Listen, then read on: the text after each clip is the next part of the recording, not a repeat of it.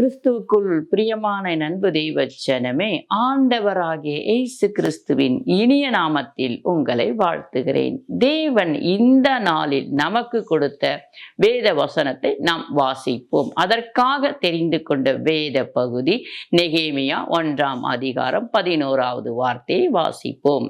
ஆண்டவரே, உமது அடியானின் ஜெபத்தையும் உமது நாமத்துக்கு பயப்பட வேண்டும் என்று விரும்புகிற உமது அடியாரின் ஜெபத்தையும் உமது செவிகள் கவனித்திருப்பதாக. இன்றைக்கு உமது அடியானுக்கு காரியத்தை கைகூடி வர பண்ணி இந்த மனுஷனுக்கு முன்பாக எனக்கு இரக்கம் கிடைக்க பண்ணியருளும் என்று பிரார்த்தித்தேன். ஹல்லேலூயா. இந்த இடத்துல நெகேமியா என்ற ஒரு தெய்வ மனுஷன், ஆனா அவர் ராஜா இடத்துல வேலை செய்து கொண்டிருக்கார். பான பாத்திரக்காரனா, திராட்சை ரசம் ஊத்தி கொடுக்குற ஒரு மனுஷனா இருக்கிறார். நல்ல ஒரு வேலையில இருக்கிறார். ஆனா அவருடைய எண்ணம்லாம் அந்த இஸ்ரவேல் ஜனங்கள்ல அந்த அலங்கம் இடிந்து விழுந்திருக்கிறதே, அதை எப்படியாவது நம்ம போய் கட்டணும், இந்த ராஜாவுடைய கண்கள் எனக்கு தயவு கிடைக்கணும் அப்படின்னு சொல்லி ஆண்டவரை நோக்கி அவர் பிரார்த்திக்கிறது இந்த இடத்துல நம்ம பார்க்கிறோம். அதுவும் அவர் எவ்வளவு அழகா எழுதுகிறார் பாருங்க.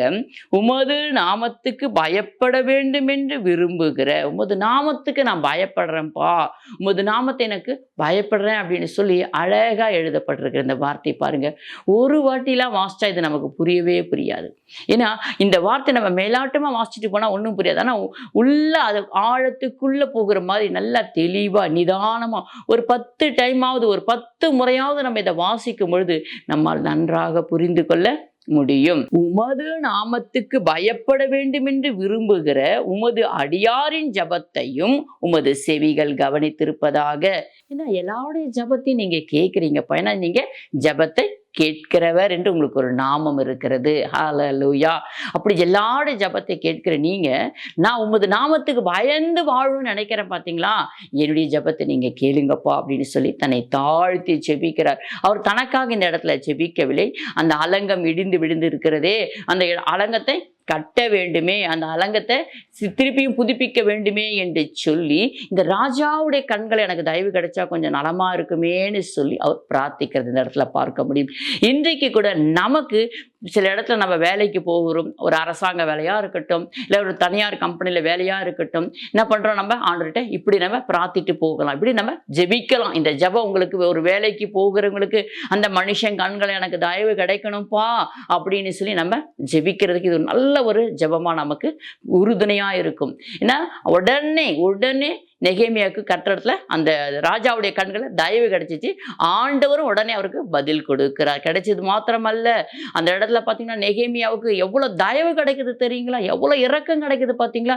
எப்பா நீ போயிட்டு வரத்துக்கு எத்தனை நாள் ஆகும்பா, உனக்கு என்னப்பா தேவை அப்படின்னு கேட்டு ராஜா அழகா ஒரு கடிதம் எழுதுகிறார். எழுதி கொடுத்து, நீ போய் உனக்கு என்ன வேணுமோ போய் வாங்கிட்டு போ, வனத்தை என்னுடைய தோட்டத்துல போய் என்னென்ன வேணுமோ, உனக்கு உன்னுடைய அலங்கத்தை கட்டுறதுக்கு உனக்கு என்ன வேணுமோ அதெல்லாம் நீ கேட்டு வாங்கிட்டு போப்பான்னு சொல்லி அவர் அழகா லெட்டர் எழுதி கொடுத்து முத்திரை போட்டு கொடுத்து அனுப்புறார். ஹல்லேலூயா.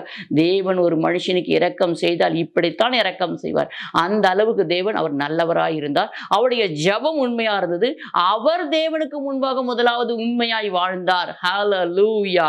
ஏன்னா உள்ளத்தை பார்க்கிற தேவன் நெகேமியாவுடைய உள்ளத்தை பார்த்தார். இந்த இடத்துல பார்த்த உடனே அதை பார்த்ததுனால நெகேமியாவுக்கு கர்த்தருடைய கண்களில் கிருபையும் தயவும் கிடைத்தது. ராஜாவுடைய கண்களை தயவு கிடைத்தது. ஹல்லேலூயா. ஆண்டவர் சொல்றார் பாருங்க, எத்தனையோ நாள் முடியாத காரியம் இந்த நெகேமியா கேட்ட உடனே சொல்கிறார் பாருங்க, உமது அடியேனுக்கு காரியத்தை கைகூடி வர பண்ணி.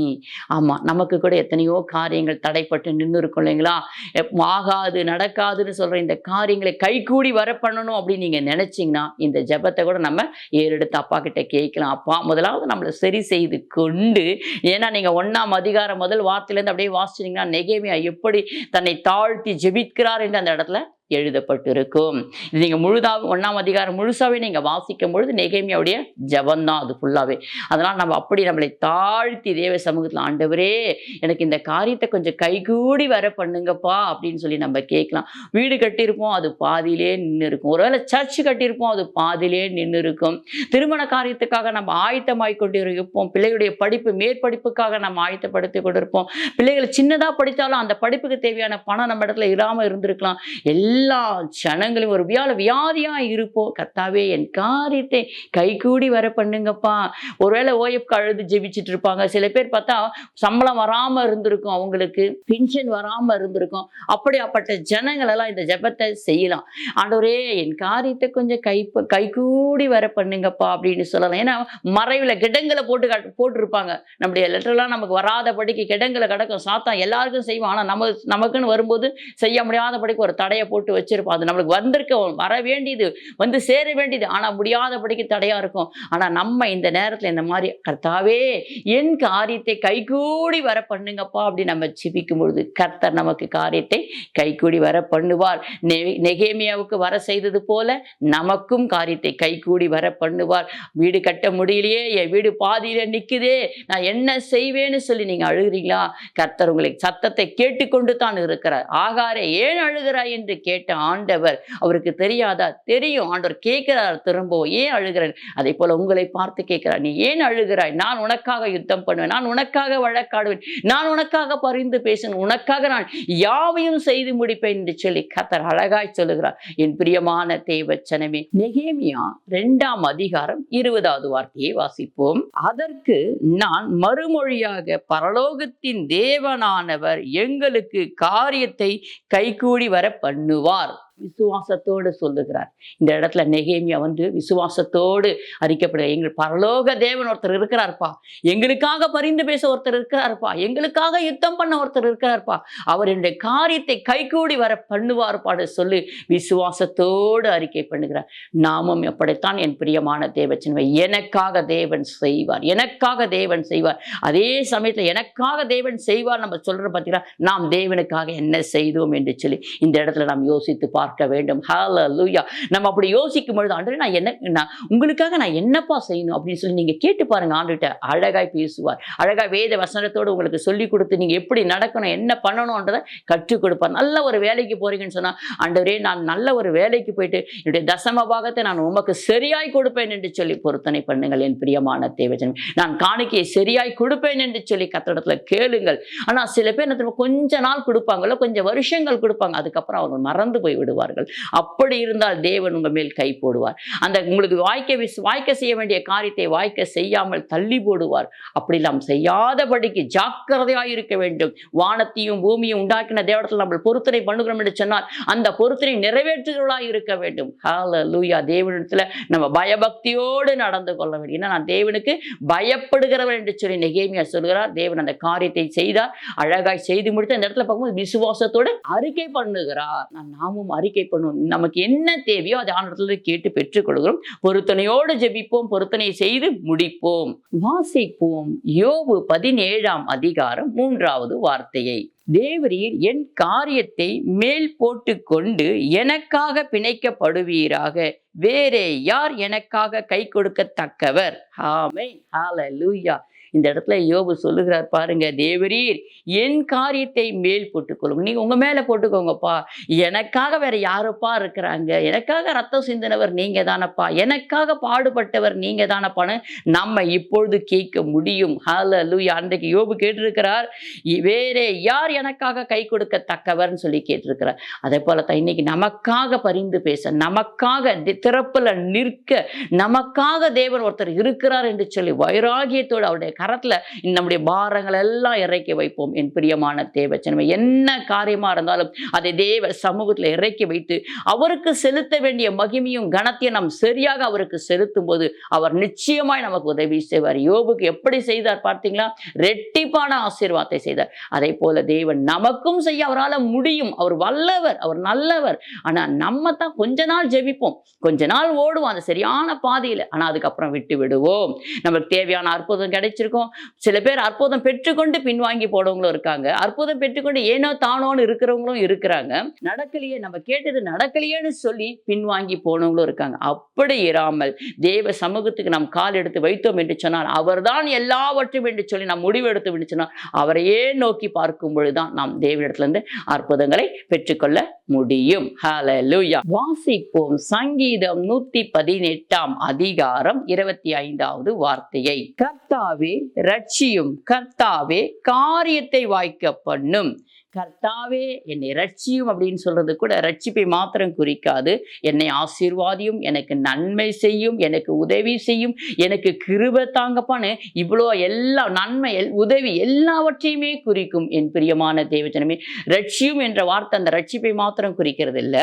கர்த்தாவே ரட்சியும் அப்படின்னு சொல்லும்போது நமக்கு நன்மை தாங்கப்பா, எங்களுக்கு ஒரு நன்மை செய்யுங்கப்பா, எங்களுக்கு ஒரு உதவி செய்யுங்கப்பா அப்படின்னு சொல்லி கேட்கறதுக்கு அந்த ரட்சியும் என்ற வார்த்தை.